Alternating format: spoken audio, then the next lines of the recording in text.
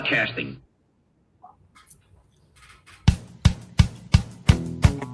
This here is a true story about crossing the pond at night in the world's smallest cockpit on the tanker through the weather. Oh, and to the tanker crew who did that, thanks a lot. We really appreciated that. I'm just kidding. No, I'm not.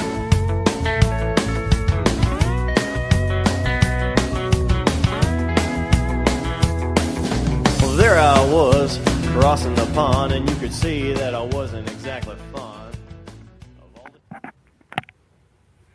So there I was, climbing out from a night cat shot off the Midway, popped into the goo in my EA-3, and realized I had an electrical fire. Very shortly thereafter, I had a total electrical failure in instrument conditions, and probably the darkest night that man had ever seen. Oh, terrifying. Make it stop. I think I just lost some of my heartbeats there. And greetings, everyone. Repeat here. I'm going to go depart a little bit from our pre-show brief just because I can. I'm already talking. We got Bago as a special co-host, and Fig has jumped into the mix here today. I don't know that he caught that terrifying story, but Bago, where are you today? I am in Cherry Point, North Carolina. Nice. And Fig, where art thou? Well, he looks like he's there. He's frozen up and gone away. So, well, I want to introduce our guest today, Stretch, naval aviator and A3 pilot. When about did that happen, Stretch? Well, I was in my career was from 1968 till 1988. Okay. So you couldn't stick with it 20 years? Well, they offered to give me half pay not to come to work anymore. Hey, getting paid not to work is a great gig if you can get it, is my understanding. So, yeah, good plan there. Good plan there. All right. Well, you didn't start off shooting off the bow of a carrier into a dark night with an electrical fire. When was your first interest in aviation sparked? That goes back a ways. I have to start with my father, who graduated from MIT in 1929, and since he couldn't find a job in his engineering anywhere, he ended up going to sea with merchant ships. And so he did his full career in the maritime industry. So in the late 30s, he had finished his chief engineer's license and had come ashore and had his war deferred at that point because of the shipbuilding industry that he was involved in. At the conclusion of the war, 1948, he took a trip. They took the family to Europe, and we spent 3 years in France. Everybody has seen convoys and everything going over, but what I think happens to those boats once they get over there? His job was to recover about, I think it was 22 of these Victory and Liberty ships, make them seaworthy so they could bring them back to the States. So we ended up spending 3 years over there. So I was crawling around on artillery sites, jumping up and down into the bomb craters, finding spent casings. It's really great when your 5-year-old kid comes out of the woods dragging an M1 carbine behind him. The buildings were all held up with telephone poles. It was quite an experience. And of course, I had no idea what French was all about. They told me to go to this school and say oui whenever they said anything to me. So we ended up partway through that making a 6-month detour to Kiel, Germany, and ended up, that was a major submarine base on the northern side of Germany. And I ended up, crawling through bombed out submarine pens and so on, crawling through limestone caves where they had German factories, and just quite a unique experience for a kid. So my first aviation experience came about 1950, in which my brother got sick and needed some quick health care. So we jumped on a TWA Constellation out of Shannon, Ireland, and flew to Idlewild in New York. So that was my first airplane flight and my first airborne emergency. We only got about 20 or 30 minutes out before they turned back with a rough run. So I knew by then, right, that airplanes go, but airplanes sometimes come back too. So we finished about 6 months or so in the States, and then the other transit we did was on a SS Washington, a steamship that had been used for troop carrying during the war. So we came back and continued back in Rouen, France, and I ended up going to my first air show at that point. My dad took me out to one, and the big drawing card for this one was the French Vampire was coming through, and that was a single engine jet, twin boom tail, and so I got to see that. And so that was, I knew by this time with my dad's interest that I was interested in aviation, but not knowing much about it. We came back to the States and ended up moving directly to Mobile. And about the first day we're there, we hear this noise, and my dad yells, "It's a jet," and runs outside, looks up, and this F-84 goes by. So a day or so later, I'm playing with my friends, and we're inside, and I hear this noise. So, hey, I do what I'm supposed to do. I run outside, yell, "Hey, it's a jet." And another F-84 goes by, but my friends looked at me like I was totally nuts. We lived about 9 miles from Brooklyn Air Force Base, and these things went by about every hour. So that's what kind of got me initially started with it, and knowing that it meant a lot to my father. So then I went through the normal model airplane business, a lot of U-control airplanes. I got kind of ahead of my peers, and was doing some of my own design stuff and having a ball with it. And in high school, I started with the Civil Air Patrol, and so I got my first flight with them. I think it was an L4 that I got up in, which during those years, I had any pilot that had ever flown in World War II wrote a book. And this Ballantine book series, it's probably about 15 or 20 of them. I'd read them all. So by the time I get up in this L4, I had read all about the reversal of the effect of rudders and elevators with angle of bank and all that. So at that point, he has me fly it, and I'm flying level. He says, "Okay, do a turn." So I wrapped it up to 60 degrees and pulled. And by the time he finished screaming, I found out that you weren't supposed to do that in a fabric-covered airplane. So, so it was. I took a few lessons at the airport, and but I never got to any point of solo or anything. And I started my college career, which seemed to last forever. Starting out at the U.S. Merchant Marine Academy at Kings Point, because my dad had enough pull by this time to get me in there. And it took me about 3 months to screw that up. And so I left from there and then sailed with the Merchant Marine with MSTS for about 6 months, doing troop runs to Germany. And then ended up going to a junior college for a couple of years.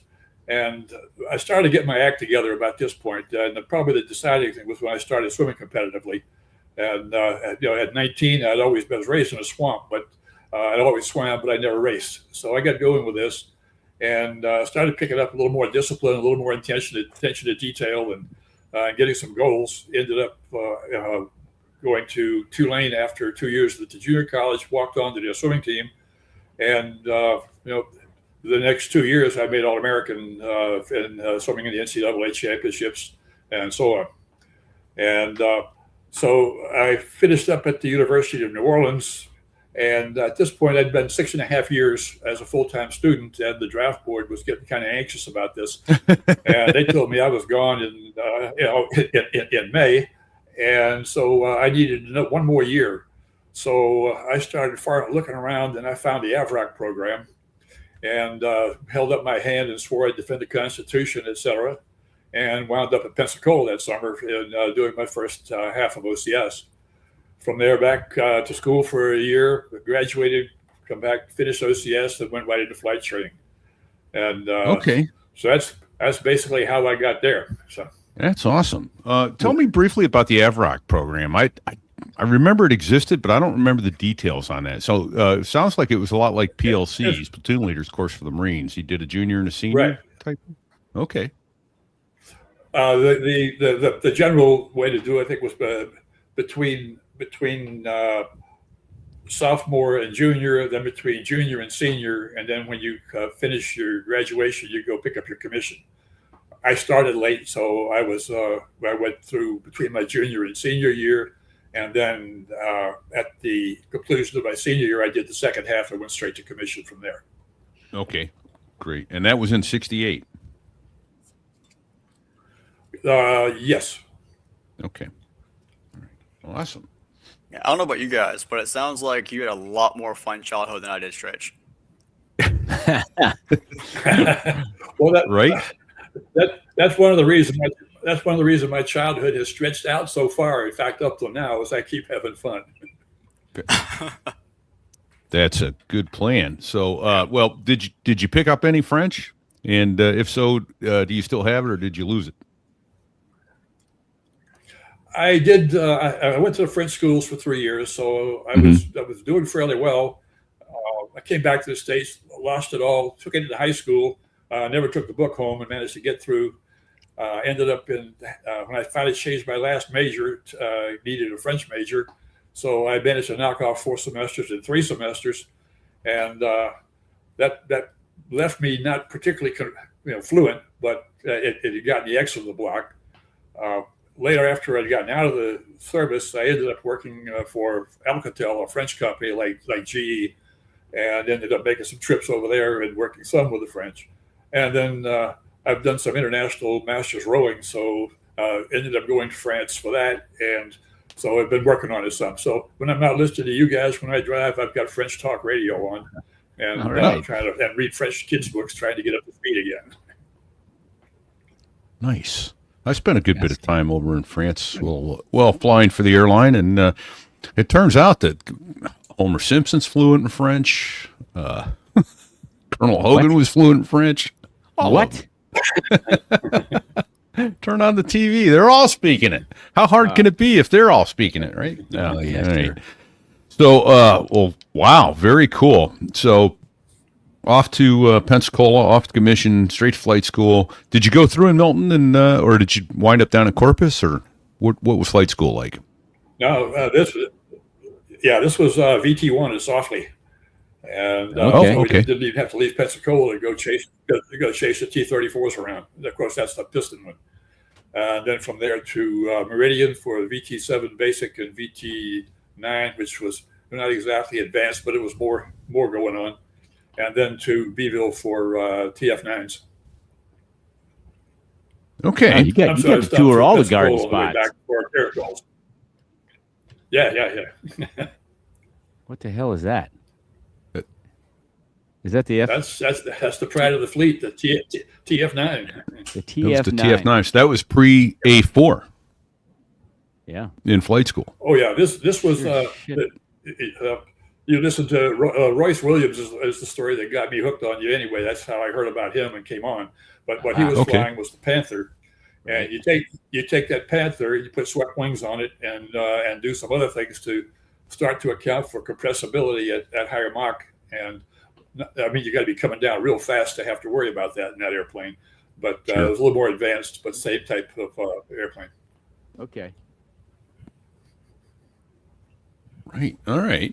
Let me back up. I skipped ahead a little bit, but any fun or funny memories from OCS or flight school?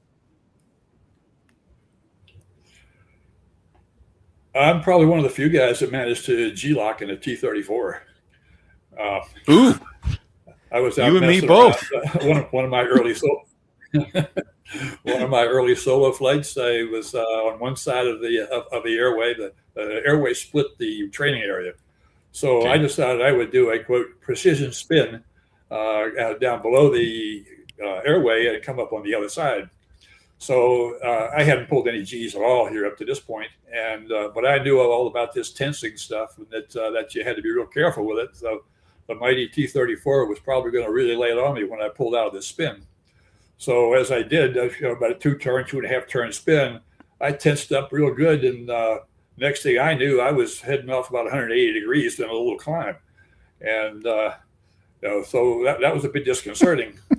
I actually, this will probably sound absolutely terrifying to you from what I've heard on the show before, but I went to NAMI. I wanted to see what the heck was going on because I knew that wasn't right. And it just turned out that everybody told me I had, to fight the G's, you had to really tighten up your gut and your legs and so on. And they used the term to just like in a constipated stool. Well, I did that, but nobody told me I was supposed to keep breathing.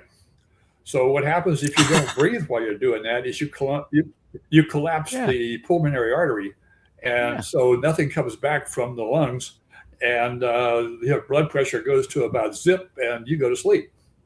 You G-locked yourself. Anyway, with a little education, that worked. Yeah. Yeah, and I was the only one in it. Wow. I don't think I would have gone to NAMI, but when it happened to me, just briefly, I was actually in the back seat. I forget the instructor's name, but the instructor laid on. We went into the break, and he laid on like 4 Gs, not very much, but I had no idea it was coming. And so the next thing I know, I'm waking up going, "You got it, you got it." He goes, "Yeah, I got it." The instructor's name was Flex. Yeah. Oh, yeah. Yeah. So, all right. And the T-34, that was the Bravo model, the piston driven, or was it the turbine? Yes. Okay. This was at least 10. This is at least 10 years before the turbine. Okay. Outstanding. Yeah. Well, then, all right. There you go. No crazy stories from flight school. No buffoonery. No hand on the handle. Or did you? No, not in flight school. No.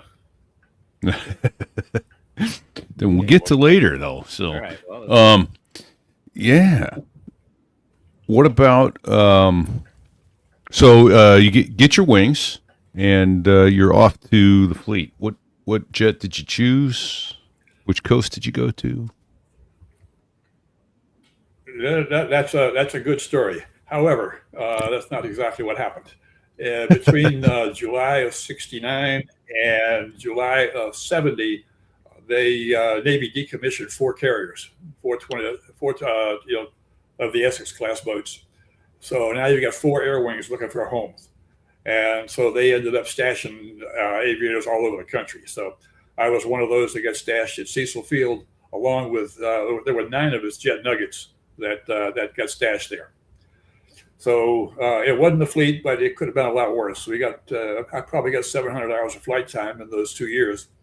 But it was in the S2, the C1, a couple hours in the Goonie Bird, the C-117. They gave us 2 T-28s so that we could entertain ourselves.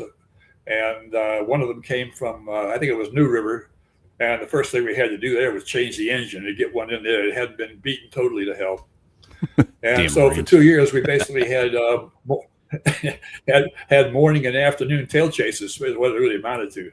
We limited the manifold pressure and limited the throttle settings so that we could preserve the airplanes long enough. But that's basically what we did for twice a day tail chases for 2 years. So with that experience, of 1972, I was looking for a squadron billet, and at this point they look at the multi-engine, and so they said, "Well, you're a natural for the A3." So I didn't have a chance to discuss that. They said go. So I ended up heading out to Alameda and going through the A3 route there. Okay. Needs of the service. Gotta love it. Hey, let me back up. I completely glossed over your carrier qualification, your initial carrier qual. Can you tell us a little bit about that in the Mighty Buckeye? Yeah, T2B or T2C, I've forgotten which. But you go out and you do FCLPs for endless circuits, it seems like, and then they say, "Okay, we're going to go to the boat tomorrow." And that was the closest I ever came to the classic break of kick the tire, light the fire, or first what airborne's the leader. And off we go chasing this instructor out there. And we were heading out to the WASP. And the unique thing about the WASP is just another Essex-class boat, but it still had the hydraulic catapult. So you guys have talked about your thrills of your initial cat shots. You ain't seen nothing. The Steam Cat has pretty much a linear acceleration from the start to the release point. The hydraulic cat has about 80% of its speed gained in the first second, and then a gradual escalation to or acceleration to the release. So, you know, you're sitting there, you wipe out the cockpit at full power, you drop your feet to your heels to the deck, and you salute. And of course, you're wondering when the heck is this going to happen, because you're not aware yet that there's somebody over the deck edge that has to see this thing and push the button. So bang, this thing goes. My knees come up around my chest. The throttles come to idle, and at that stage they're throwing you off the pointy end with so much excess end speed that you're a glider for as long as you want to be. So you get the power back up, rotate, and fly it away. In the meantime, the guy behind me was the Marine in our class, and he pulled up onto the catapult. And when they launched him, he did everything right except drop his heels to the deck. He had the brakes locked from the time he ran up till the time he went screaming off the end of the deck. Oh, at which point his air boss or captain come up. He had left a black stripe on each side of the cat. Luckily, hadn't blown any tires. And you hear this voice saying, "Wow, now, Lieutenant, that didn't slow you down one little bit, did it?" You know, so, right. But that initial air qual, you're in the hands of God. You're just going around and hoping you fly around with your hook down and hope you catch a ship. Right.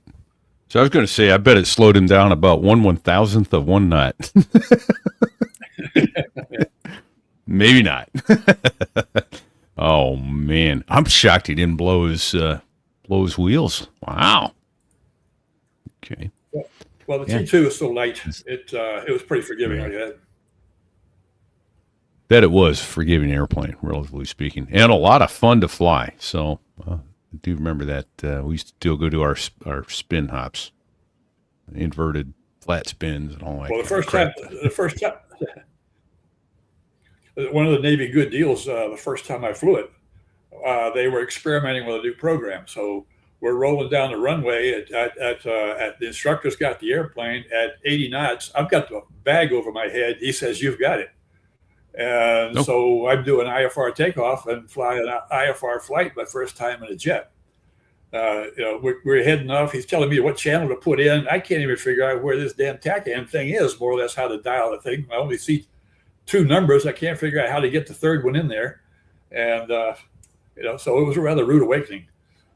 But it made the transition stage later on, where we went VFR out of the bag, a lot more fun. I guess so. Oh, holy smokes! All right, and then you also did advanced CQ carrier qual in the F9. Right. Yeah, that was out of Beeville, and that was on the Intrepid. Okay. No excitement there. I was an old hand by then. Right on. Bet. All right. So First Fleet Squadron was an A3 squadron, yes? Yeah, but not just any A3 squadron. This is one thing I can guarantee is I had one of the most unusual naval careers of anybody around. But so I went through, tried to get to my A3 rag, and they couldn't get any carriers during Vietnam. This was 1972 to get the support aircraft any carrier qual time. So I checked in here in August, and I didn't start flying until March. So I decided to play golf, and by the time I left, I'd started out 106 in playing in August, and was shooting in the low 80s by the time I got done in March. But that was when I started flying. Then I also went over to the aircraft rework facility there at Alameda, and started taking maintenance courses like corrosion control, paint and final finish. And I'm sure I'm the only pilot in the fleet that was a certified aircraft welder. So with that in place, they started flying me in March, and that all went pretty good. Well, one interesting story here there is we were going over. I think it was Crow's Landing was the name of it. Was for carrier landing practice out in the valley.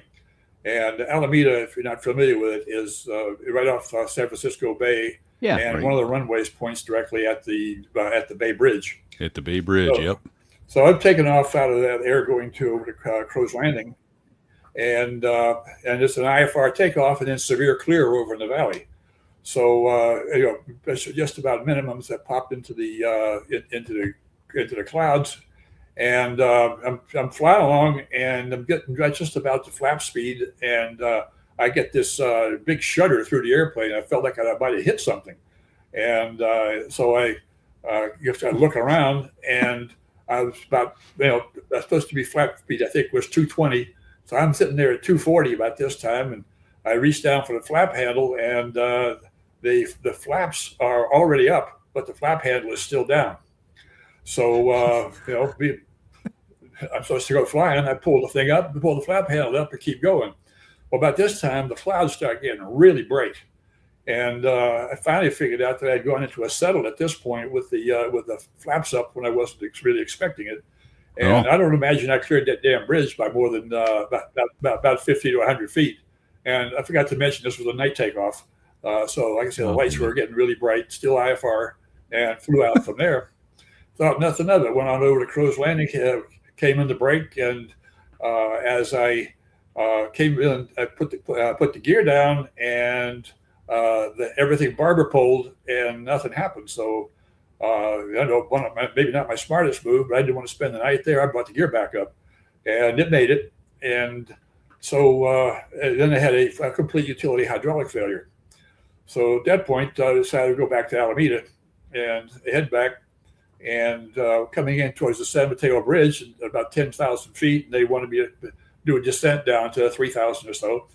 And then they chewed me out for going too fast. They wanted my 250 knots coming into the Bay Area, and I was doing about 300. So I told them, hey, if you want me to do a 360, I can do this, but I've got no speed brakes and the residual thrust is going to keep me at this speed if I come down where you want me.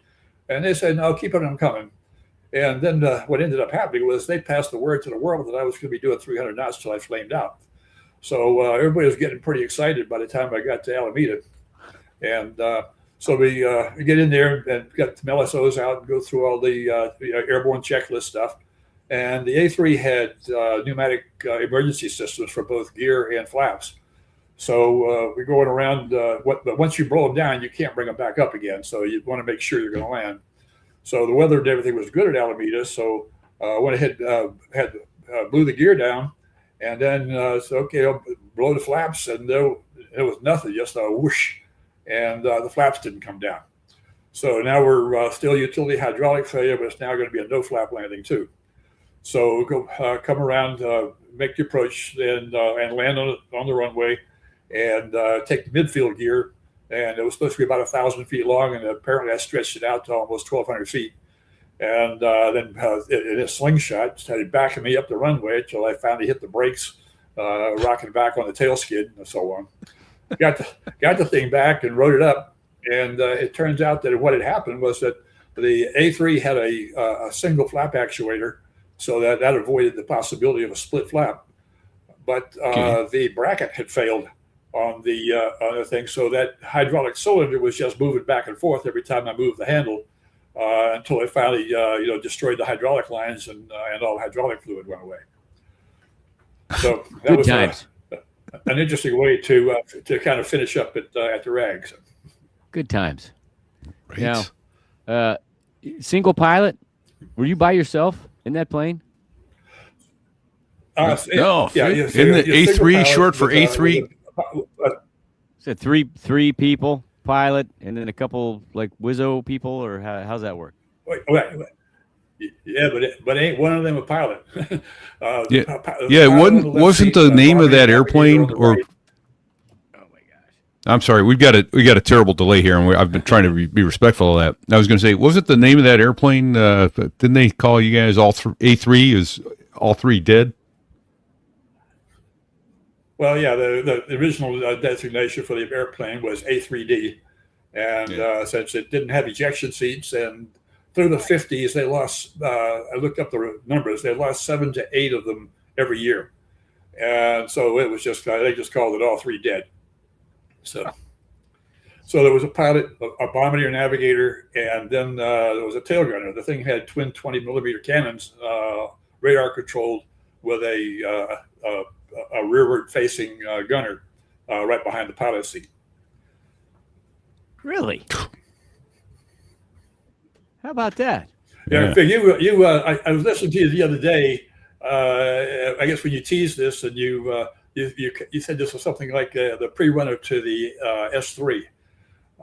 The only thing that the A3 and S3 had in common, the only thing they had in common was the configuration of 2 engines slung under the wings, and the ES3 picked up the reconnaissance mission at the end of the A3 time. But the A3 itself was one of the most remarkable and most significant naval airplanes that ever came along, and had more effect on aircraft and ship design than just about anything else.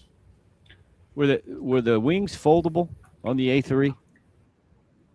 Oh yeah, there was no way the handler would ever have taken that airplane aboard without the wings folded. It's a 78-foot wingspan, and the rudder also folded. So it folded very similar to the A6, in which, in fact, if you're looking at the picture you just put up, you can see the grease marks where the fold is. Oh, okay. About just about mid wing, right where the flaps are. Just outboard of where the flaps end, right? Yeah, looks like there. Right by the insignia. Yeah. And the tail folded, and then the vertical tail folded over, and the tail fin folded. Jeez. Yeah. Right. Terrifying. So maybe I should go into the background and development of this airplane, because it's a fascinating story. Yeah, let's hear about it. We're talking the end of World War II. We had a handy new toy. We had an atom bomb. Okay, now we had to have some way to get it on target. So the bomb at that point was 5 feet in diameter, teardrop shaped, 5 feet long, with big box kite fins on it. That's like 5 feet in diameter. That's at 10,000 pounds. That's a pretty significant load for just about anything. So the Air Force came up with the B-36 had flown in 1946, and this thing is a massive thing. It had 6 R-4360s. That's 4 banks of 7 cylinders each, and it had 4 J-47 jets, and the damn thing would topped out around 300,000 pounds. One of the things that I didn't mention in my trip to flying was that when I was in the late 50s, I had an Air Force recruiter in the neighborhood, and he took me to an Eglin Air Force Base firepower demonstration. And this was just amazing thing. The B-36 came by and dropped a mile of bombs. My guess is they were Mark 81s, 250s or something like that. But there was a bomb hitting the ground about every half second for a mile. The B-47 came by with a Rascal missile, a 32-foot standoff weapon strapped on the side of it. The F-100s came in on this building hulk they had out there, dropping napalm, and the F-104s were making supersonic passes. So if you want to find a way to get inspired to fly, go to something like this. Oh yeah. But the reason I mention this at this point is that when we look at airplane design, right now we think about supercomputers and really smart guys and exotic materials and electronics and so on. You go back a little ways and you're dealing with slide rules and wind tunnels, and you go back a little bit before that, and that's where the real challenge is, and that's the political fight to get the things built at all. Mm-hmm. So the Air Force in the late 40s was making a play that they were the nuclear force, and the Navy had no business in it. The Navy wasn't real happy with that whole thing, so they had their plan, and they let a contract for a carrier-based jet that would carry that 10,000-pound bomb with a 2,000-mile range and do it pretty quickly. So when the estimates started coming in on this thing, they were 100,000 pounds up to 200,000 pounds for this airplane. So the answer to that was the USS United States. The United States was a Forrestal-sized carrier, but it was flush deck. It had no island. So these big airplanes were going to be able to hang their wings over both sides of the carrier. So as the design estimates and everything started coming in, most of the designers dropped out. You've had Ed Heinemann discussed on this show before, and where the A4 may be his most successful design, the A3 is probably the one where he solved the biggest aeronautical challenges. And probably where he did stuff like the SBD Dauntless for the Battle of Midway, the A-1 Skywarrior, the B-26. And then he was involved in the Sky Streak and the Skyrocket, which was the first Mach 2 airplane. So this was a very experienced guy with high-speed flight. So Heinemann's approach to all of this was make it as light as possible and as simple as possible. And he didn't believe that the United States would ever be built. And it turned out he was right. In 1949, the United States went under construction, and 5 days later it was canceled by the new Secretary of Defense. And this initiated what was then called the Revolt of the Admirals, in which CNO and a number of admirals went public with their opposition to this. And they found out the basic rule that the civilians managed the military. CNO was relieved, and a bunch of other guys had their careers wrapped up pretty quickly. So with Heinemann, what he was doing was he decided to design for the Midway class. And so when he came in with his first estimate, the flag officer that he provided it to chewed him out, saying he thought that he had more integrity than that, thinking that he had come in buying with an aircraft design that wasn't possible, but just to get the contract. Well, it turns out that Heinemann's approach was pretty good. What he did was he took as much of the load off the wings as he could and put it inside the fuselage. So usually you have your accessory drivers on the engine with your generators, and utility pumps, and so on. He ran bleed air from the compressor stage through the leading edge into the fuselage and put two air turbine motors in there. And each one of them drove an AC generator, a DC generator, a flight hydraulic pump, and a utility hydraulic pump. And then there was a crossover plumbing that you could run both of them off of one engine if you had to.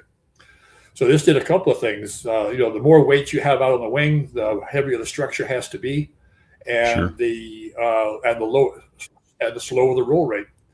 So this airplane had to be able to do some stuff. So by bringing that all that weight and complexity inside, it really simplified what he had to do out on the wing. And he had selected the low slung pods under the wing for maintainability, so that people could get to it without any kind of structure.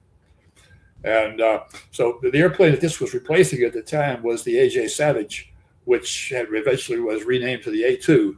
And this was two R-2800s recips on the wings and a J-33 jet in the tail. And it had a nuclear capability, but it was slow, and it was able to operate off the straight deck carriers. So Heinemann's design, instead of coming in at 100,000 pounds, came in at he shot for 68,000 pounds, and he ended up with an airplane with about 35,000 pounds empty weight, 50,000 pound max landing weight, max trap weight, and 70,000 pounds max cat and 72,000 pounds max field takeoff. And just to push the limits, later on, it was on the Independence. They did some heavyweight trials, and they shot one of these things off at 84,000 pounds. So that's the heaviest, cat shot that's ever taken place.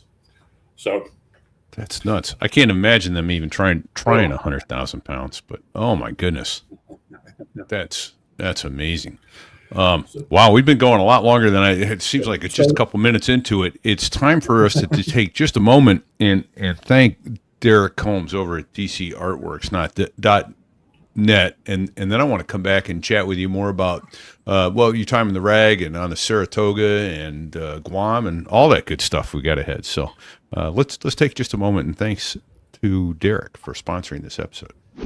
So there I was, staring at a wall that should have been impressive, but it wasn't. And then DCArtworks.net fixed that problem for me.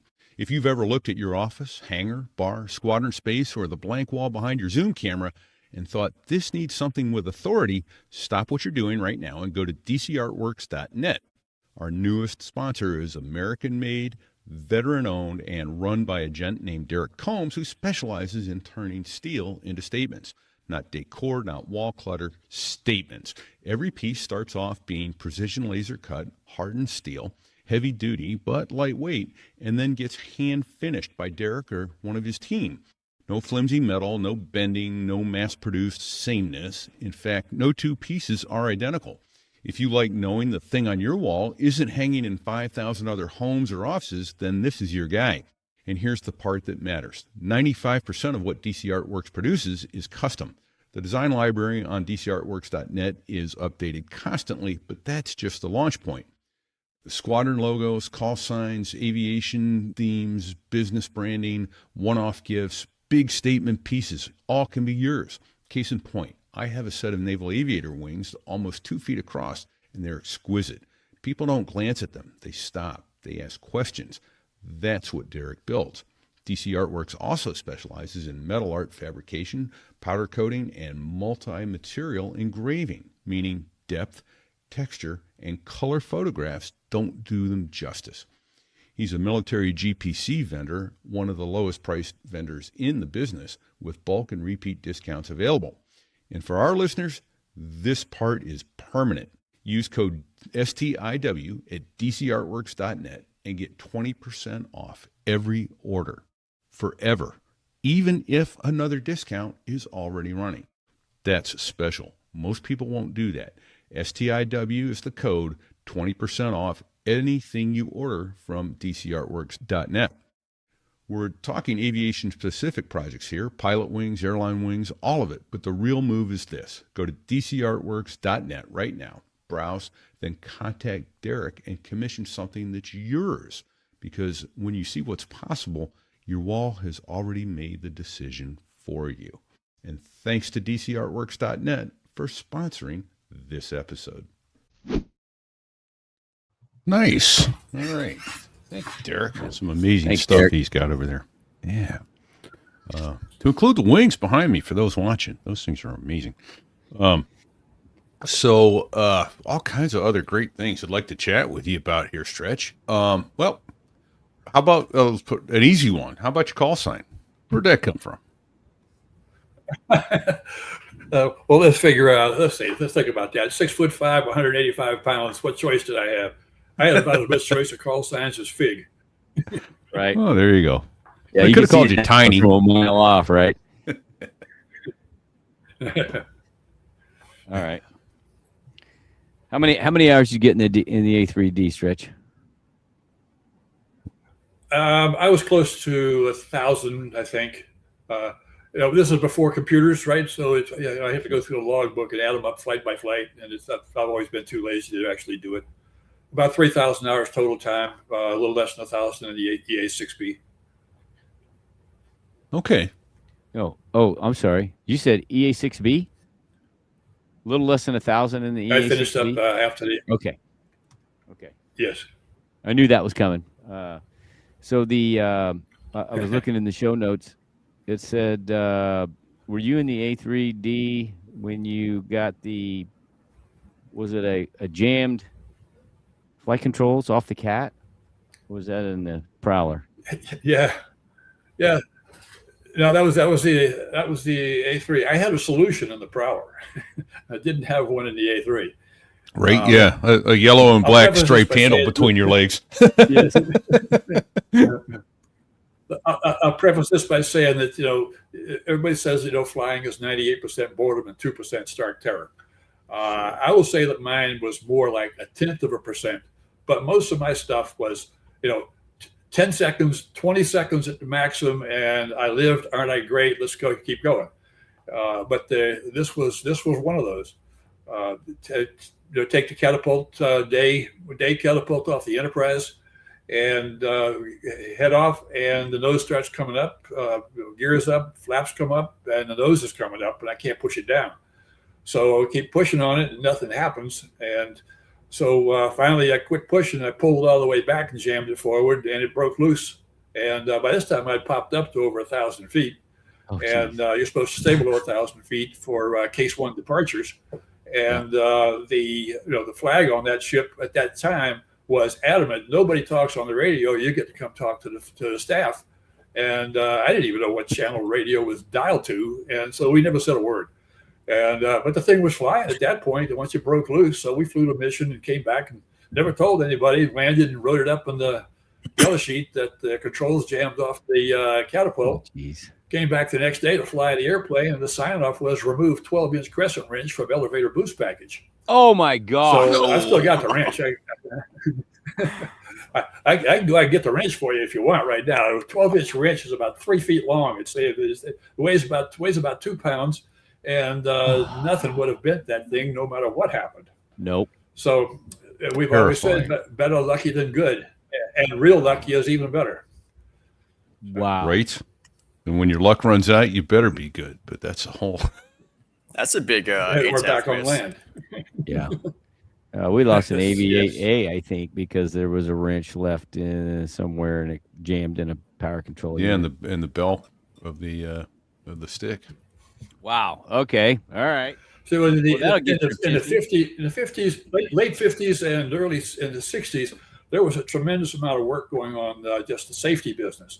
I think NATOP started in around 61, but by the time I got to it in really in the 70s, they had just started coming in with shadow boxes for tools and complete tool inventories every time that they did anything. Right. And it was a lot more systematic than what it had been. Like I said, in the late 50s, the last 4 or 5 years there, they lost 7 to 8 A3s a year. And with no ejection system, that wasn't a lot of choices there. Hey, you touched on something there, Stretch. I'd like for you to expand on it a little bit for our non-aviation listeners, but the shadow box part of the tool system. Can you explain why that's important? Well, most of the places to get to something to fix in an airplane requires a flashlight and somebody laying on their belly or hanging off of a ladder somewhere, and it usually takes more than one tool. So they have it's like surgeons doing the whole tray full of instruments. By the time they get done, they think they've got everything, but if they don't have somebody counting, they may have left something in there. And so one of the methods that they've used to do that was they would lay the tools on a background for a toolbox and spray paint so that the outline of the tool was there. So they knew what tool was supposed to be there and whether it was there or not. So at the completion of every maintenance action, before they sign off the yellow sheets, they would go through and make sure the shadow box was matched up properly. Perfect. Thank you. Yeah, and nowadays we have all of our tools etched, and each individual worker can be tracked of whose tool that is. Really? Like, my it's got an wrench. RFID tag on it or something like that, or it's just etched? It's laser etched into it. So if I forget it's my wrench, I can't go steal someone else's wrench, put it in my box, be like, oh, it's his wrench. Oh, I see what you're saying. Because that's my ID number on that wrench. Got you. All right. Well, they learned something there because my wrench is also marked VW1, and VW1 had been combined with 2 other squadrons about 10 years before into what became VQ1. So they could go back to the origin and probably find a reason for paying for it, but they had no idea who put it there. Yep. Wow. Stretch, tell us about electrical failure off the cat at night. Yeah, that was the opener. Fire. That's the opener. We want to hear how that all resolved. Oh, okay, yeah. Yeah, you missed it. You were coming alive as he was telling it. I was troubleshooting some crazy electrical failure, as I recall.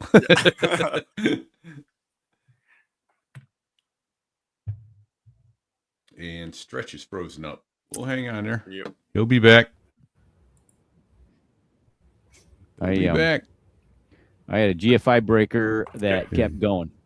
Yeah, there you go. All right, you're back, Stretch. You were frozen up for about 30 seconds there. So tell us about, let's close the loop on your opening story.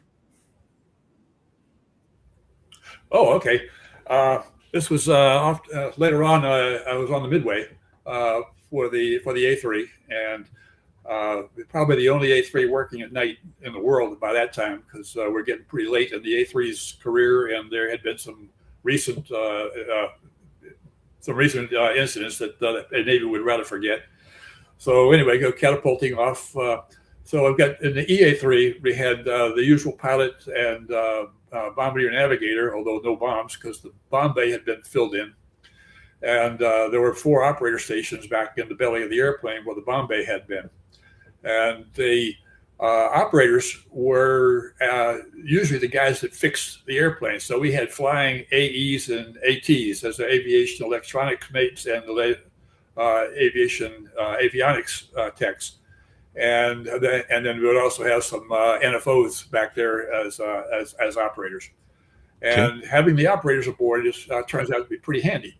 So on a Case 3 departure, I haven't had anybody describe this on any of your shows. It's you go off the catapult and you have your unrestricted climb. You go out to about 7 miles, and then you turn onto a 10-mile arc and stay on that arc until you intercept your assigned departure radial, and then turn outbound. So everybody in the air wing has a different departure radial to avoid conflict. So as we're getting ready to, and again, this is nighttime, as we're getting ready to turn onto the arc, the guy in the back comes up and says, I smell smoke. So turn on the arc, start motoring a little further, and then they get another call, says, I see smoke. And about that time, I'm turning out on the departure radial, and this is all IFR. And you guys have flown the A4, so you know that if anything goes wrong, you pull the rat handle. Hopefully not jettisoning the canopy, but you pull the rat handle. And the same thing goes to the A3. But it's not quite as universal as the A4, but it gives you essential power to manage it. So for an electrical fire of unknown origin, the checklist says deploy the rat and turn off the AC and DC generators. So at this time I'm climbing out, and so I do that. I pull the rat, I turn off the AC and DC generators, and the whole world goes dark. I couldn't even see the instrument panel in front of me. So this thing goes along. One of the things I could do pretty well at that point, I could tell the attitude changes almost by the sound of the slipstream going by the airplane. I could pick up a 10-knot change, and even though I couldn't see any instruments or anything, I wasn't doing anything with the controls. I figured we were still climbing, and so I started trying to figure out what the heck to do with this thing. And I realized there were no options, and so I started running through the bailout checklist in my head. And this would be a good time probably to describe that system for you. Heinemann had not included the ejection seats in the airplane, largely because of weight, but also because the reliability of the systems was not that good at that time. But what he came up with was pretty good. There was if you imagine everybody is sitting in an ejection seat, but no rockets and no powder. So you've got all the same stuff. And on the right side of the pilot seat, there's a red handle. You grab that handle, and the air bottles would blow the floor of the cockpit down, which is your main exit, entry and exit way. And so you had a sliding board going straight out the bottom of the airplane. And then for convenience, hung above that was a bar for like a trapeze. So you could pull that handle, stand up, pivot, grab the trapeze or the bar, and slide right out the bottom of the airplane very quickly. And it was a static line jump. You had the about a 15-foot nylon line hooked into the airplane that was attached to your chute. So that's where the front end went out, and then the back end, on the starboard side, at the back of the crew compartment, they had a door that was hinged forward with an air pressure actuator. So that would blow that thing open, and then they could bail out the side of the airplane. So I'm running through this procedure in my head, and lo and behold, we popped through the top of a 10,000-foot undercast to a full moon and a clear sky. So here I am now. I've dodged the bullet again, and flying along, no problem at all. And in the meantime, the guys, having your maintainers with you is a good thing, because next thing I hear somebody hollering is that, hey, it's the VOR dynamotor. We pull the circuit breaker, turn everything back on. So I don't know if you're familiar with a dynamotor. Remember, these airplanes were designed in the 40s, and so Okay. we'd have traded the national debt. We'd have traded the national debt for a smartphone at that point. I mean, there was nothing solid state. Everything was mechanical. So in order to change voltages, they used dynamotors, which they would use a 28-volt DC power that came off of the DC generator, and they would spin a motor generator with that, and then take the voltage and frequency off the other end of that generator that they needed to run these vacuum tubes. So this electromechanical device had failed and smoked. So all I did was turn everything back on. Everything was fine.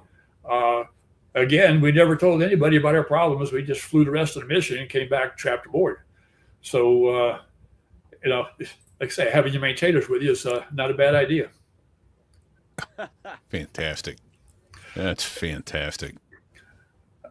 I could probably talk a little bit more about the original mission of the A3, and that's pretty surprising as well, because Sure, yeah. the thing was designed as it was designed as a high-level nuclear bomber, and the Navy's answer to the Air Force's nuclear program, and so this thing, while they had designed it for high altitude, everybody began to realize that this is getting away from this thing is probably as important as dropping it. So when they came up with the low altitude low altitude bombing systems, and professionally known as the idiot loop, they also built this into the A3. So whereas A7 and all that had their nice computerized bombing, so did the A3. But the A3's computer was about 180 pounds of electromechanical gears and pulleys and tubes and connection into the radar system. So it had both a radar bombing system and this low altitude bombing computer. So the run-in would be at low level at 480 knots, pull the nose up to 40, 50 degrees. I don't know the exact numbers. And then the computer would release the bomb at the proper point, just like it did with the more modern devices, more modern airplanes. And then you'd finish the rest of your turn and get the hell out of there. Right. So the A3 went along doing its nuclear thing until the mid 50s, and then they decided they needed some more stuff out of it. So that's when they removed the bomb bay and pressurized it and put operator stations back there. The first one they did was a VA3, which had about 6 or 7 VIP seats back there. So CNO had a fly-aboard airplane, and that was used. There were several of those around. The TA3 came along, and in that one they put a bunch of BN training stations in the back with sextant ports and so on to train the NFOs in there. They also did a modification of that and came up with the RA3, which that thing could run a 12 camera fan that could do cartographic mapping, and was used in a lot of spooky operations, including night flights in Vietnam, where they were using IR photography to track vehicle and personnel movements. They lost several of those over there, and they decided that mission would be probably better served by the Vigi or eventually over to the satellites. But also in this process, the National Reconnaissance Program had kicked off when the late 40s. They were starting to come out with missiles and radars and all these things that made defenses pretty hard to work with. So they started flying flights right off the coasts of all these countries, usually with patrol aircraft. And these countries didn't really like this idea and would shoot one down every once in a while. So over the course of that National Reconnaissance Program, about 90 aviators have been killed in shoot downs from aggressor countries. I haven't even started talking about VQ-1 yet, which once I got there, we were flying off the coasts of these of the countries very regularly.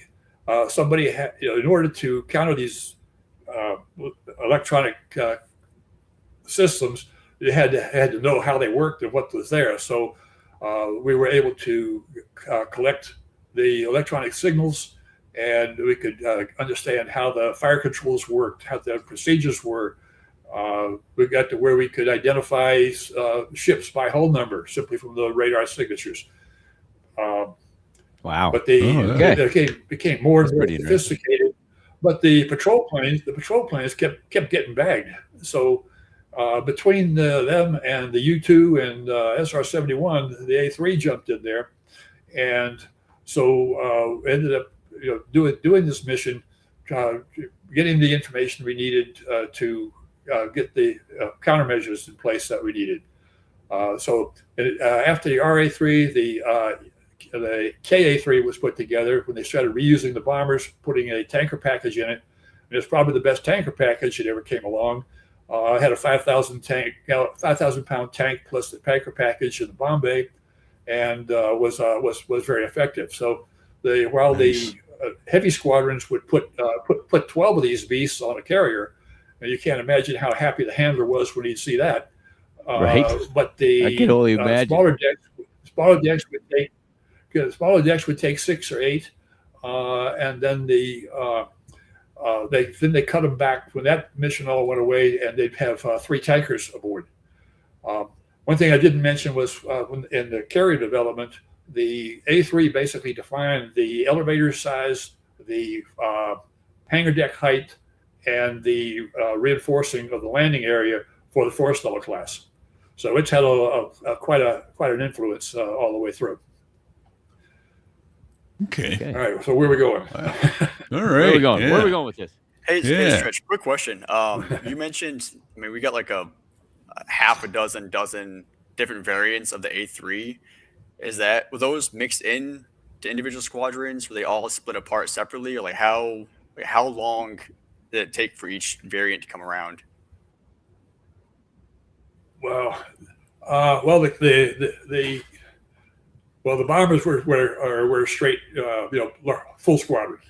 Okay, then I guess the next one to come after that were the EA3s came along for doing the electronic surveillance mission.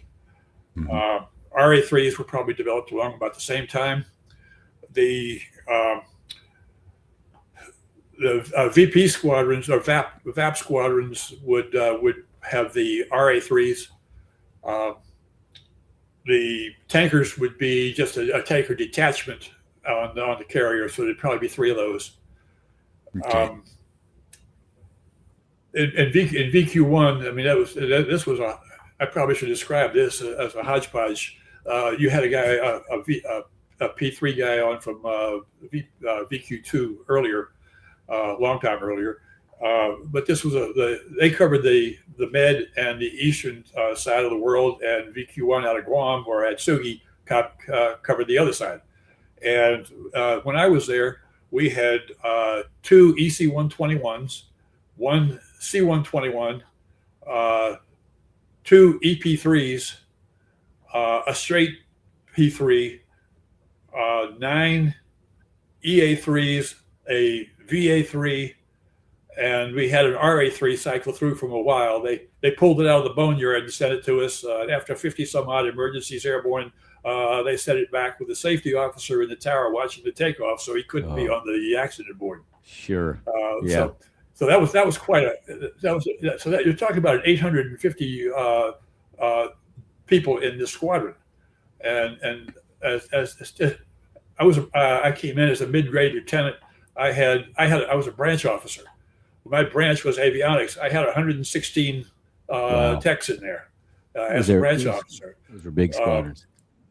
That's the best branch too. And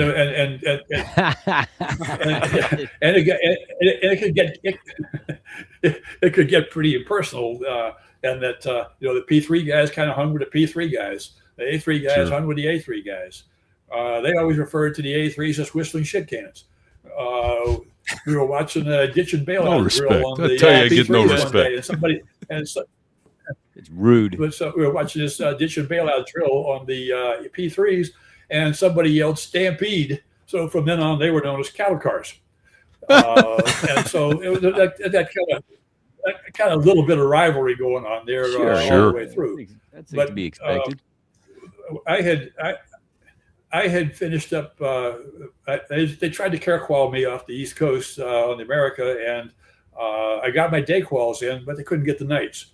So they kept me around for another 3 months to try to get my night quals in. And they didn't want to take an A3 driver that hadn't proved he could get on the board in the dark, because it's not the easiest airplane in the world. Sure. So eventually they gave in, and they took me without it. So I'd been there about 3 months, and the Oriskany, an Essex class boat, came out, and they managed to get a caraqual situation up. So I ended up getting out there, and I got 10 traps out of 11 passes. So 10 traps in one, and so I'd done really well compared to some of my peers. And came back to Guam from the Philippines, where we had done this, and I'd been there for 3 months. And the commanding officer says, "Well, why don't you bring them to medium? Okay, you could go anonymous in this squadron very, very easily." So once I started getting the carrier deployments and so on, I was, you could disappear and nobody would know you were there for a while. So. Okay. Well, I'd like to get a bunch more of your stories in here. So, looking at the near midair on a transpac, or near midair, and then transpac with wet compass and a sun gun. So, those are two or one? Is that? That's two. Okay. All right. So let's talk about your near midair. Those are always terrifying. Oh yeah. So our standard flights out of Guam were either go up and fly around Tinian, Saipan, and fly by the Enola Gay bomb pit or the Japanese suicide cliff, and come back and land at Guam, or we'd be heading for Atsugi or heading for Cuba.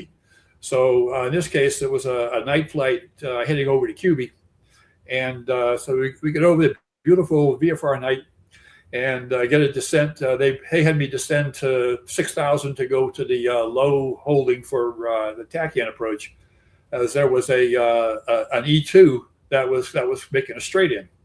So I go into holding there, and I'm doing my little racetrack pattern, and the E2 comes in, and he touches down, and he rolls way down the runway. And it turns out what had happened was he was unable to get his props into reverse pitch. And so he decided to take a missed approach, but he took it from way down the far end of the runway. So when he did his missed approach, he turned to intercept the outbound radial, but he had overshot by so far that he was angling towards it. And what had ended up happening was I found out later that it took it right across the holding pattern that I was in. Ouch. So I had just gotten an altimeter. And I was dialing it in, and my right seater hollers traffic. I looked up, and there's a wingtip light off through his windscreen, and a fuselage light through mine. Aye. And so I'm about 230 knots at a holding speed. Full power, pull the nose way the hell up, and immediately when he passed under me, I ended up rolling a 90-degree angle of bank and let the nose fall back through, because I was well below stall by that time. Sure. And recovered the airplane and flew it away. And it turns out that he heard me go by. He had the pilot had seen me, and he dropped half flaps, and was trying to climb over me. And luckily, I won. So anyway, we get in there and land. Immediately go to the tower and start raising hell, and filled out missed approach, near miss, and everything else. And the next day we flew back to Guam, and we come back a month later. Nothing has changed, and we started digging into it, and it turns out that the guy on watch that night, who had been responsible for conflict resolution, had buried the tapes and destroyed anything that we had reported. And so the whole thing hadn't happened. And as far as I know, that approach plate is still set up exactly the same way. He was covering his ass. Like I said, absolutely. you end up with some long emergencies where you have to do some great feat of aviation, but some of them are just gone so fast you don't even get the adrenaline rush. Well, I'm glad you outclimbed him, Stretch, or we wouldn't be having this conversation. Right on. Wow. Yeah. I'll tell you what. And flying in and out of QB is it's terrifying in a small airplane, let alone A3 or MD-11 or DC-10, say, you know. Staying for a friend. I heard from a friend anyway. Yeah. Yeah. Oh, man. All right. I did have one at QB, another one at QB. Yeah. I was going to say, I did have another one at QB that the Midway was operating off there, and they wanted me to take an airplane to the beach. And one of the things we had with the A3 was this was no ejection seats. You had an overhead hatch in both the crew compartment and back in the back. You had an overhead hatch there. And so you always opened those before you would land. So, yeah, I think you see it with the rescue stripe on it. Oh, no, there it is. Yeah. So, yeah, so slide that thing back, was open. stretch, Well, slide back. No, it was on.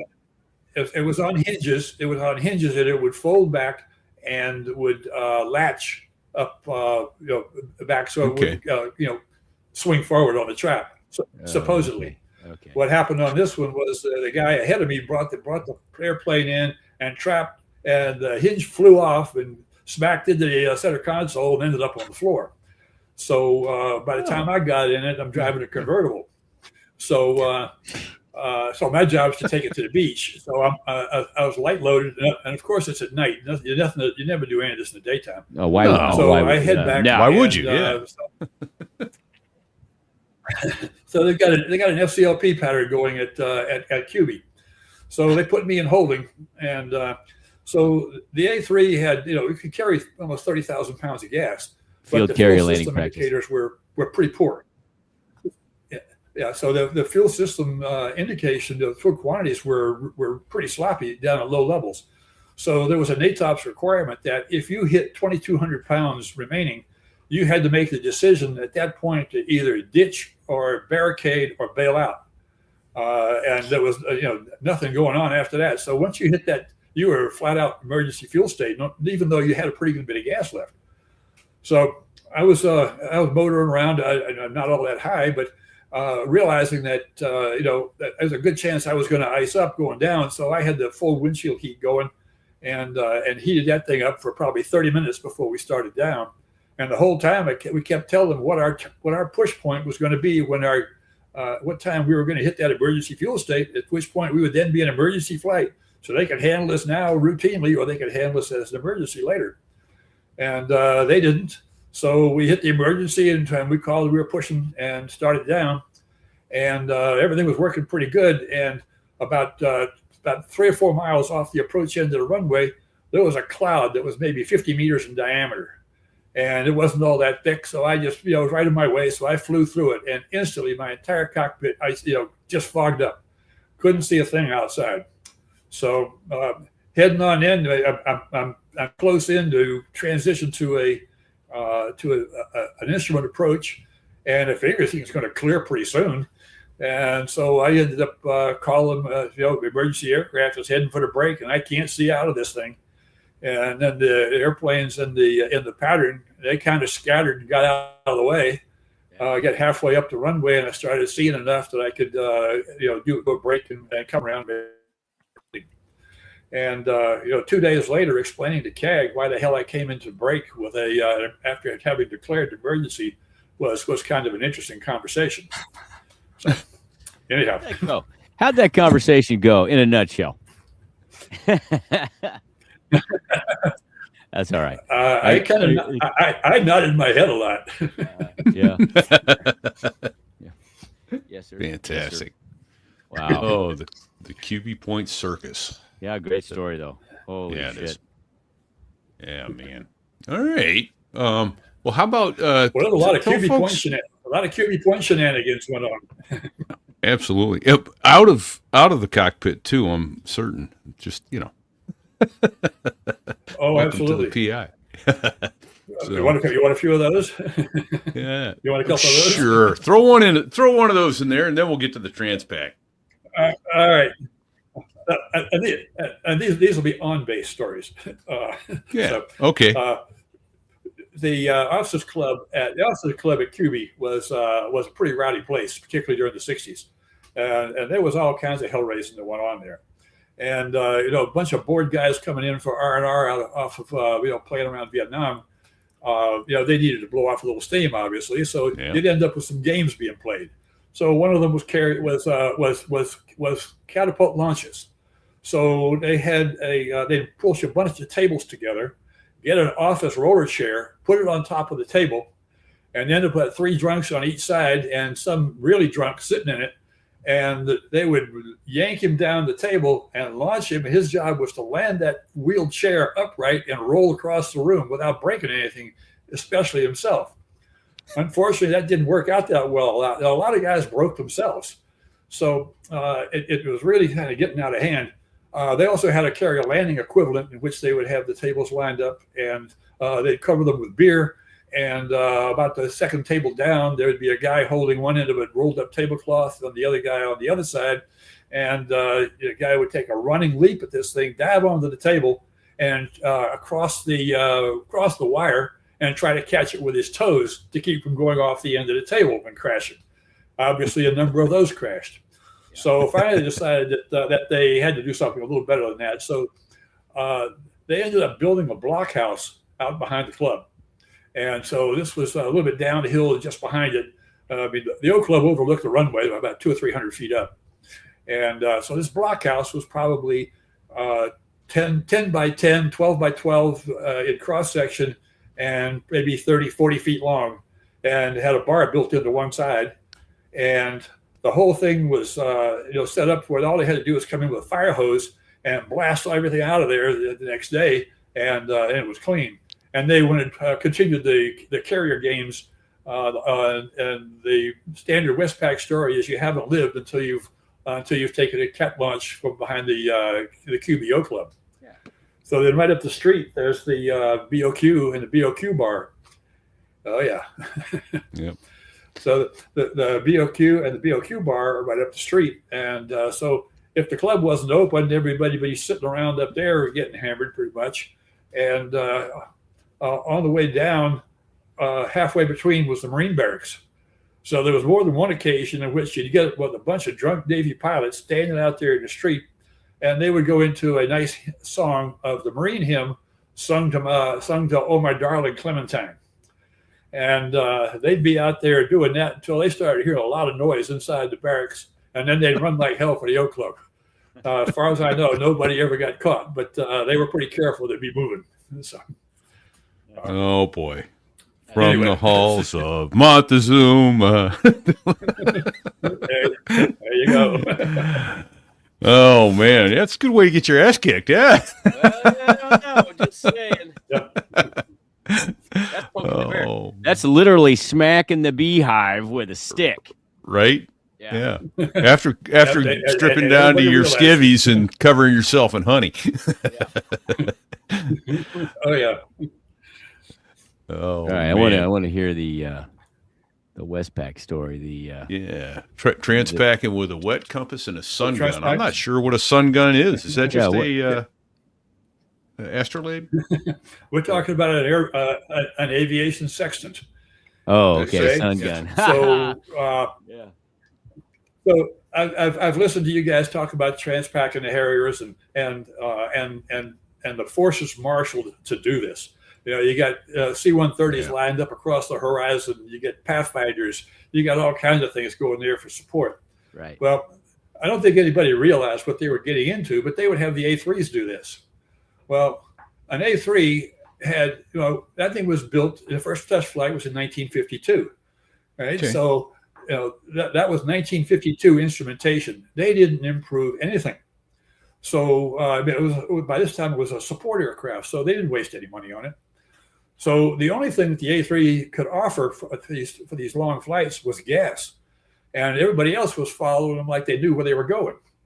And so you'd take off out of Alameda, heading for Hawaii. Well, Hawaii's a big place. You're probably not going to miss that. And so you're motoring along with that, and you talk about primitive navigation. There was something called Consolan. This was the last one of those remaining, I believe. But out of just north of San Francisco, they had a radio beacon that sent out a series of dots and dashes. And if you had the Consolan charts, then you could plot your position on that. If you didn't have the charts, which of course we didn't because they were even obsolete by that time, you could, as long as you had the equal number of dots and the equal number of dashes, you were on the line. And and this thing went out several hundred miles. So you could chase this thing along for a while. And then usually what we tried to do was to time our West Coast to Hawaii flights so that about halfway across, we'd meet an airliner rush. So as you'd see the guys coming by making contrails, you come up on guard and basically say, where the hell are we? And so they'd give us a fix, and then we could go on from there. So that's okay going to Hawaii, but now you can contemplate going from Hawaii to Midway or Hawaii to Wake. And that gets a little more exciting, but nobody ever told the attack guys on the wing that this was a problem. And so they kept on doing, as far as I know, they never lost anybody. Where I came into the act was, this would have been 73, just about the time the Vietnam was really getting ready to evacuate. And we had an A-3 takeoff out of Guam heading for the Philippines on a nav check ride. And this is where Sea Dog's legend starts. Sea Dog was a Merchant Marine Academy graduate. That's where he got his name at Kings Point. And so he had decided to go aviation and ended up as an NFO. So he ends up on this check ride, and they had multiple failures as they went. Their wet compass didn't seem to be properly calibrated. The RMI wasn't pointing in the right direction. The sextant was giving them weird information. And the way you set with a sextant, you can get a sun line that says you're somewhere on this line. And then if you have a DR plot, then where that DR plots crosses that sun line, that's probably where you are, but not necessarily, right? Because you're relying on your DR. If you don't have that, then you take two sun lines in a row, you advance the line for the amount of speed that you're going and the time you've been, and where those lines cross is your pretty good position. So this thing is awkward, to say the least. But this is what Pan Am was using, and TWA, and all these these big transoceanic flights. Sure. And I only recall it being used a couple of times. But what happened with Sea Dog was that his flight kind of wandered around, and they made a big right-hand turn. And an hour and 17 minutes into the flight, I read this in the action brief. The pilot comes up and makes this transmission to Clark, which was the HF radio station in the Philippines. Says, Clark, this is Papa Romeo 03. Let me see if I can clear this up for you. We're lost over water. We don't know where we are. We don't know where we've been. And we don't have any estimates for anywhere. Okay, this is an hour and 17 minutes after they've declared an emergency. Well, it turns out where they were was about 300 miles off Japan. And so at this day, they got down to the fuel state where they said, this isn't, we got to get out of this thing before everything craps out while we have control. So they jump out of the airplane over a ship that they see. So they come down to the water, ship goes right on by, no problem. He never saw them. And of course. Sea Dog on his way down is really happy because one of his squadron airplanes is already there to get him, and he finally sees the side numbers that goes by, and it's his damn airplane. So they get on down. A Japanese destroyer ends up picking. The Japanese destroyer picks him up and takes him in, and so everything is fine. So obviously, this created a lot of excitement, and it ended up with an admiral's mast. He decided that he was going to take charge of this thing because it was kind of getting out of hand with the way it was being handled. So everybody went up there, and in the admiral's mast, my friend was a NATOPS officer. When it got to be his turn, he just tells the admiral, says, "Sir, you're dealing with first tour aviators in an antique airplane, right? Well, that's close enough. In a first generation jet, and we've spent no money to upgrade anything. This, you have to expect this to happen every once in a while." At which point the admiral sat there a minute, nodded his head, turned off the recorder, and says, "Yep, you're right." And that was the end of that. The pilot went on to a very successful career at Boeing. Did quite a few milestones there, working with the large aircraft, and everybody else went on to regular careers. So that's how Sea Dog came to notoriety. The legend of Sea Dog. That is a great story. Great. Yeah. Well, it was helped out a lot by Sea Dog himself. I mean, Sea Dog was about 5'9" and weighed 215, but he was built solid, had been a wrestler, and for instance, he went in for his flight physical, and the flight surgeon says, "Sea Dog, you're obese," and he says, "I don't know, I'm not in great shape." He says, "According to the chart, you're obese," and so the flight surgeon then says, "Can you do 5 pull-ups?" And he says, "Yeah." So he took him down to the basement and hung him on a pipe and says, "Do 5 pull-ups." And sure enough, he did. So the flight surgeon rode him up at 185 pounds. No problem. So Sea Dog continued on with his career from there. He was on a transpac coming out of Alameda, coming back to Guam with an airplane out of rework. And about halfway across, they lost an engine. And so they're motoring along, and it just so happens they were flying over the Ranger at that point. The Ranger launched a KA-6 and topped them off and got them single engine into Hawaii. So Sea Dog is notorious again. So then he ends up assigned to this flight in Guam, where we're going to take a plane back to Alameda for rework. And the airplane is ready to go. So they do one final test hop on it. Passing 14,000 feet, the HF radio craps out. They go flying around, they come back and they land. HF works fine. The next day, they try it again, same problem. So they changed a bulkhead pressure fitting. Now, one of the things that happens with an airplane that changes missions is the thing is built around its wiring harness. The 1950, 1949 wiring harnesses are really big. So all they do is chop them off and leave the derelict parts still in the inside the construction. So when they come through one of these bulkheads, they have a pressure fitting that's supposed to maintain pressure on both sides. So they changed that out, and so then they did a couple more test flights and still had the same problem.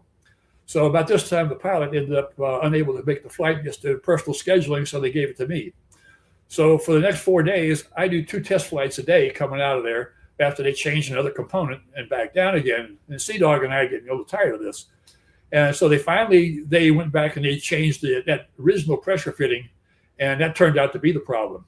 But that last test flight, I was light loaded and went out of Guam, out of the airfield with a low transition, and I kept it on the deck trying to get to 250 so I could climb as fast as I could.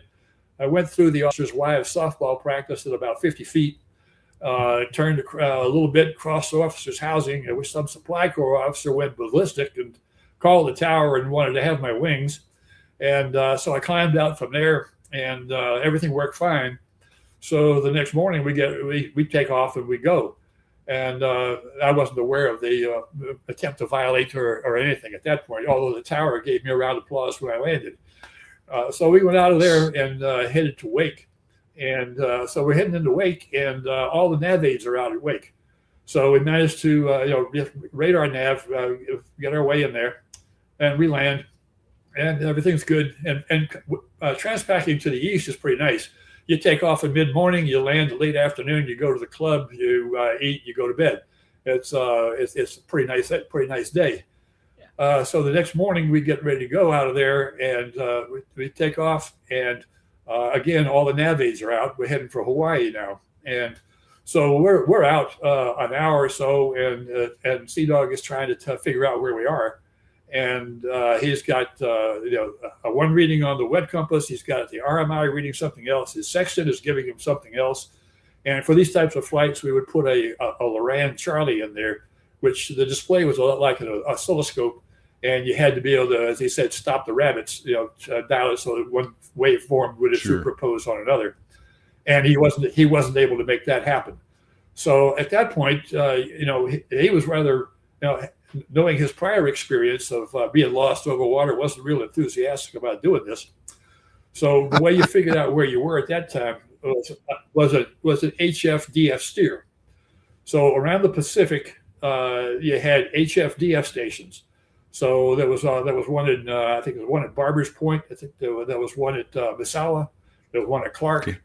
And so what you would do is you would call up and tell them that you needed a DF steer. They'd call for a long count, and so you'd count to 30 and back down again. At which point they would have a line of bearing, and one of the other HF stations would have their line of bearing, and they'd tell you where it intersected.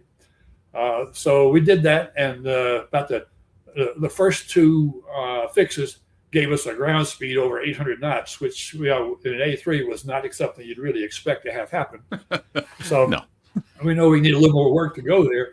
So about this time, the word gets back to the squadron, and they're leery as hell because that airplane had gotten lost a couple of years ago. And so they're telling me to swing down to Johnson Atoll and figure out where I was from there. In the meantime, I hear a C-141 up around Japan calling in with minimum nav aids. And minimum nav aids meant he was down to one inertial, half a dozen tack ends. The sextant is enough nav aids to maneuver a fleet across the world. And like I say, we're sitting there messing around with a wet compass and a sun gun at this point. So we did swing a little south to pick up the tack end at Johnson Atoll, not close enough to get to DME, but we were able to get a running fix off of the azimuth, and then motored on into Hawaii. And we got in there, swung the compass the next day. Everything was looking pretty good. And went out of there the following morning and did our airliner position check halfway across, so we were okay, and got into Alameda and got the job done. And about that time, I find out that everybody's trying to get my hide for that departure on Guam, and I was taking 30 days leave. So by the time I got back there, they'd forgotten all about it. So I was okay there. Of course, if they had ever seen the picture that my wife had taken from our driveway, that might not have come out quite the same way. So there you go. I'm not sure who would complain about that low fly, though. It's like a dream come true. Supply Corps officer. It's the nonners. Yep. The nonners are who complain about it, right? That's who complains. Anyway, great story. Great story, Stretch. Thank you for that. Absolutely. Hour 34 minutes, brother. What do you think? Yeah. Should we land the plane? Thank you. Yeah, we need to do that. So, wow.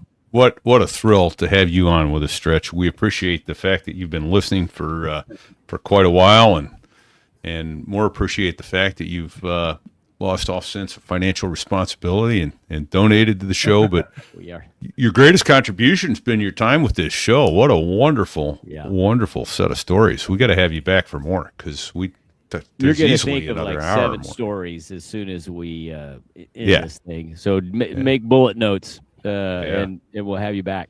We haven't even touched his EA6P experience yet. Yeah, we got a whole nother half career to go here. Yeah, at least. Well, good. We can do a short. We can do another one for that. Indeed. So, well, thank you so much for your service, for the time that you sacrificed from family in order to serve the nation and make it a better place. And thank you also to all the veterans, all the active duty, all the families who sit at home and keep the home fires burning and sacrifice times of birthdays and anniversaries and holidays so that those out on the pointy end of the spear are able to make us safer. So we're deeply amen, brother. We got something going on right now, so prayers go out to all of those individuals as well. Yep, absolutely. We got some folks over help keep the show coming to us, bandwidth and advertising, all that. That's Dave Hamilton you're talking about, backbeatmedia.com. Yeah, it is, man. Dave's brains behind getting us up and running in the first place and helps us get advertising. So that's fantastic stuff there. We have, there's a guy, I'm looking right at him now. Kind of sat in some co-hosting today. Weren't sure you were going to make it there, Fig, but you did, thankfully. Got saved by the bell. Yeah. And I'm impressed that Bago's on the show. Normally, he's like, nope, I don't want to talk. No, I can't talk. Nope, I'll be back here. Repeat dragged me kicking and screaming because you failed us, Fig. Thank you for all you do, number one, and for stepping up today. That's awesome. Well done, Bingo. sir. Yep, it's a good time. Let's see. So Bago got Sticks to thank, and so for the others who give us money, we're deeply grateful to you in spite of your judgment lapse. So there I was.us/Patreon is one way to do it. If you go over there, so there I was.us/donate. You get options there. You got Patreon, a direct donation, to include now Venmo. So Venmo is a way to put some coin in our pocket to help us keep the show coming to you. Turns out the people who do the recording studio and the editing software and all that stuff, they don't just give me that stuff for free. So isn't that weird? And dumb. in fact, they don't even give it to us for a low price. It is expensive stuff. So your donations are hugely helpful. Thank you. Yeah, keeps it coming to you. Thank you. Yeah. Who else? Well, we got Badass. Badass is listening. Hey, there it is. BDS Aviation Photography, also known as Badass. Brad Silcott, thank you, sir. Indeed. And then let's see. We need some stars. We need some stars so that we could put up the sextant and navigate our way through the rest of this show. Sun gun, baby.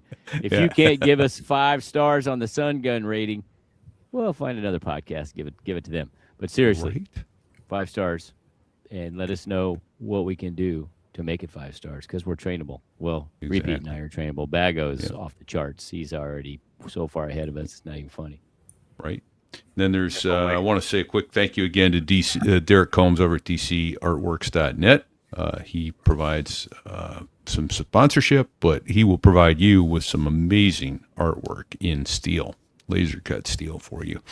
Then lastly, along those lines, we have our own merch store. If you want a cool shirt like Bago and I are wearing, then get on over to therewas.us/merch and see if you can't get yourself something cool.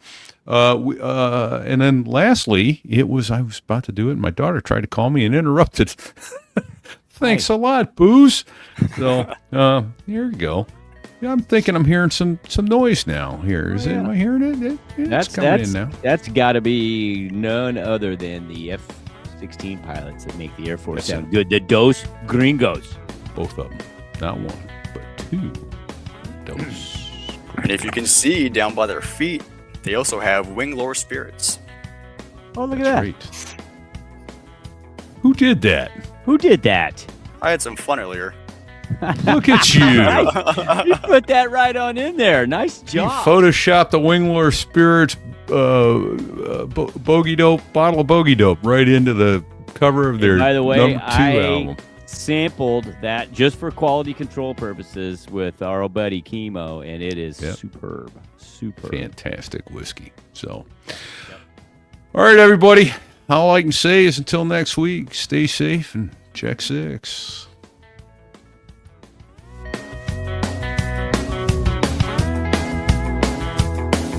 Well, there I was, crossing the pond, and you could see that I wasn't exactly fond of all the shit I was wearing on that day. Now an F-16 is cramped enough, but it's even worse with all that stuff supposed to save your life. But we knew there was no way. 'Cause when you're going down the North Atlantic, man, it's over. Oh, hold on. It's what? He said it's over. Oh boy, is this great! It is indeed. Thank you, Honor. All right, everybody. I'm going to end the stream because we have to get uploaded, and Fig is probably going to take about 4 hours because he's on the extra slow. He's on the smoke signal internet system today. I'm sending smoke signals. It'll There be we done go. in 5 hours. Take care, everyone. Take care. God bless. Peace.